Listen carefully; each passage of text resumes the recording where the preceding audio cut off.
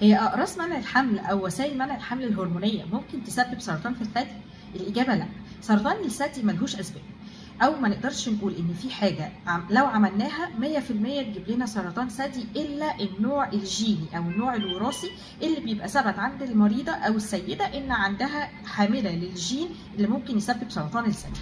غير كده بنسميها عوامل خطورة. يعني إيه عوامل خطورة؟ يعني لو حاجة عملتها ممكن تسبب زيادة أو ترفع نسبة فرص الإصابة بسرطان الثدي. يعني إيه؟ يعني أنا مثلا سيدة عديت سن ال40 أو جيت عند سن ال40، فكده فرص حدوث سرطان ثدي زادت جدا 1 في 200.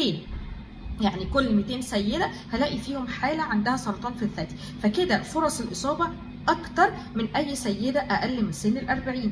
تمام؟ لكن مش معنى كده ان لازم يجي لي سرطان في الثدي. هنطبق نفس النظريه على هرمونات منع الحمل او الوسائل الهرمونيه لمنع الحمل زي الكبسوله او الحقن سواء الشهريه او ال3 شهور.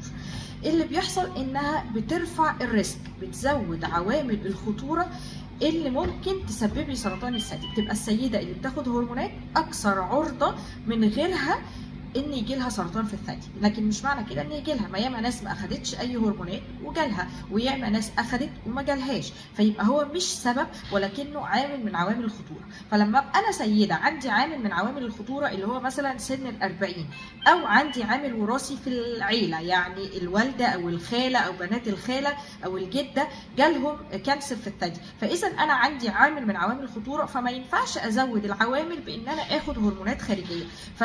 لو احنا فوق سن ال40 او عندنا اي عامل من عوامل الخطوره الثانيه، يفضل ان احنا ما ناخدش اي وسائل حمل منع حمل هرمونيه باي طريقه كانت. وحتى كمان اللوب الهرموني بقى داخل كمان في فكره ان هو بيزود التعرض للهرمونات بتاعه الانوثه. كان الاول بيتقال على اللوب الهرموني ان هو بيشتغل لوكال او بيشتغل موضعي على الرحم فقط، والهرمونات اللي فيه مش بتعدي مجرى الدم وتمشي في الدم.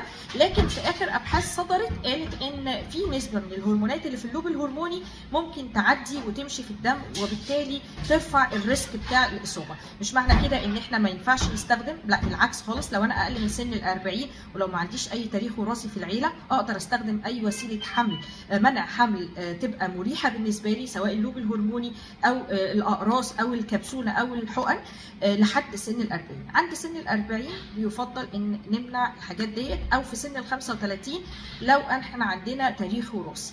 لكن راس منع الحمل والوسائل الهرمونيه امنه لحد معين، وبالتالي هبتدي اخد اجراءات احترازيه عند سن ال40 او في وجود تاريخ وراثي. وده طبعا لازم يبقى فيه معاه متابعه دوريه سنويه لاي حد عنده تاريخ وراثي او معدي سن ال40.